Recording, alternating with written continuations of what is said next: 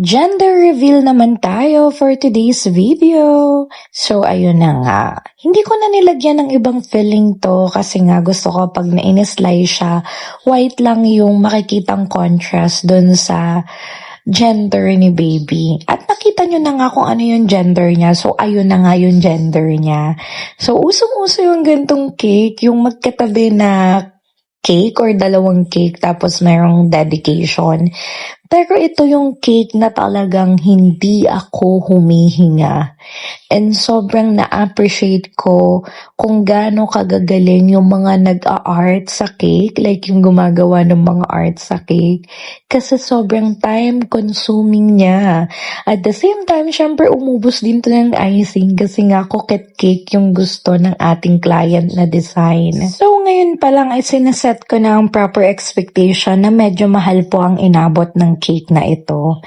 And grabe din talaga yung challenge kapag ililipat mo na yung pinaka-cake doon sa pinaka-board. Sa unang part nga is talagang ang tapang-tapang ko kasi icing na agad yung pinang-drawing ko. Tapos to find out na mahirap pala siya, so ang ginawa ko ayun, naglining muna ako using toothpick, tsaka ako nag-drawing. So, ito na yung kinalabasan. Tapos, ayan, napakinis naman natin siya.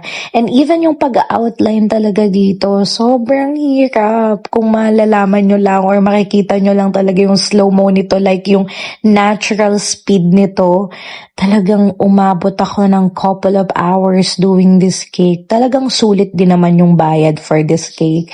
Tapos, ayan, ito na yung ating unang cake, which is, by the way, ang size pala nito ay 5x3 each cake.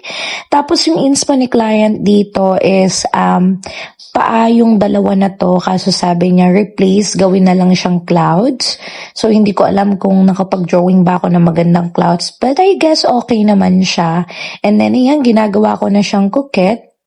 Medyo naging challenging din yung part na to for me kasi dun sa may malapit sa kadikit na cake, syempre bawal mo siyang matabig or something or mag-uulit ka talaga. And then ayun, nairaos naman natin ang dalawang cake na to. Dito naglalagay na lang ako ng dedication.